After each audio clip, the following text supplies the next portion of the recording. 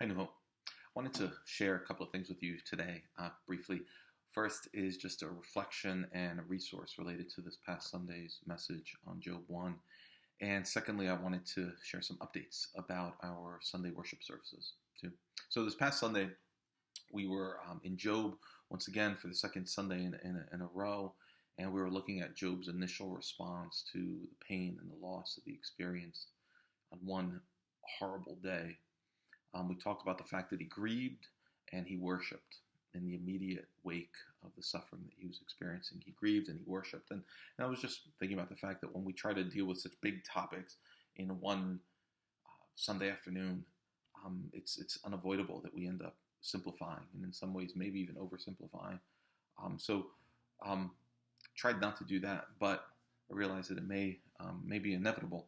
And so I wanted to point you all to a resource that I think looks at the topic of grief in a much more in-depth way, in a much more nuanced way than I could have done on Sunday, but builds on many of the principles and goes deeper into many of the principles that we thought about on Sunday.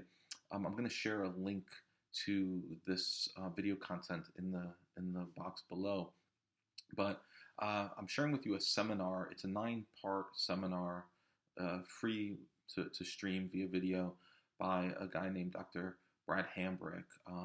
Hambrick is a pastor and a counselor and an author, and he deals with the topic of grief really well in the seminar, I think. It's over the course of 9 sessions. Each one is about 30 minutes long or so.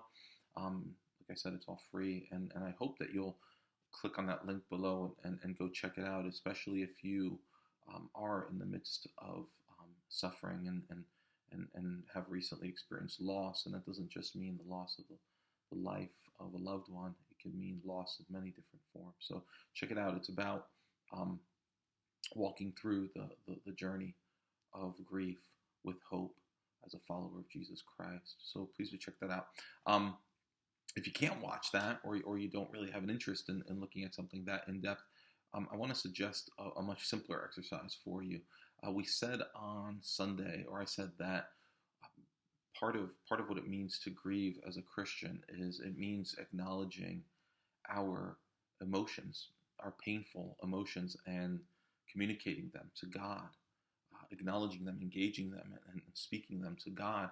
And one question that might come up in response to that is that, what do we do when we are confused and we don't even understand the emotions that we're feeling?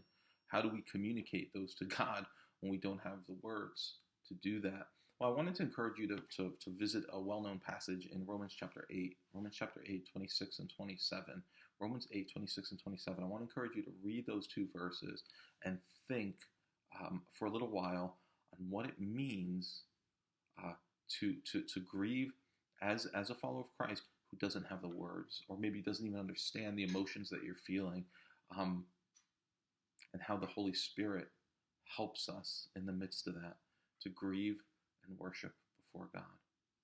Okay. Lastly, just some updates about our Sunday worship services, and these are pretty important. One, registration is now going to be open until Friday midnight instead of Thursday midnight.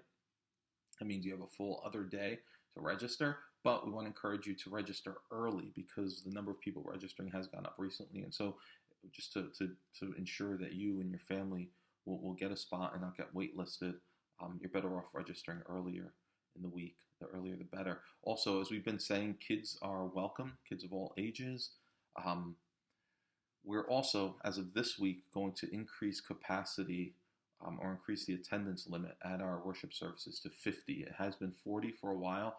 This past week we had 40 people there, and with 50 there will still be plenty of room to distance safely. There will still be well below the 50% capacity that's allowed us by the state of New York. We're actually closer to 25%, even at 50 people in there, than we are to 50%. Just a couple of important safety precautions that we've been taking. Of course, everyone is required to wear a mask. Anyone over 2 years old, that is. Adults are recommended to double mask, but kids don't have to double mask. And again, adults are recommended to double mask. That's not a requirement, but a recommendation per the CDC most recent guidelines. All right. So I want to encourage you to register today for Sunday's worship service, and then register again next week for next week. If you've been there to our Sunday worship service and you feel that it was safe, register again. Gather with God's people. New Hope. Don't reinforce unhealthy habits of worship.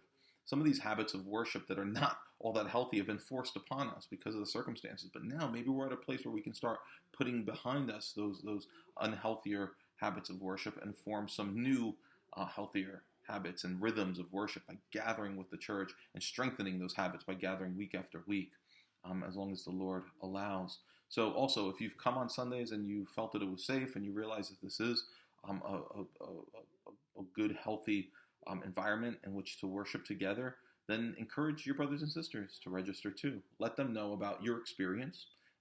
And we're not about trying to force anyone into doing anything that would be against their conscience or that they would think is unsafe, but we can always share our experiences and tell others and encourage them to come out too. So it is now, as I record this, it's Thursday at 3, which means we got over 24 hours to still register for the Sunday's worship service. So please go online and do that. And I hope to see you on Sunday to worship together as we look at Job chapter 2 and a whole new aspect of what it means to process pain and live through suffering in community. That's what we're going to see in Job 2. All right. So hope to see you soon. God bless you, New Hope.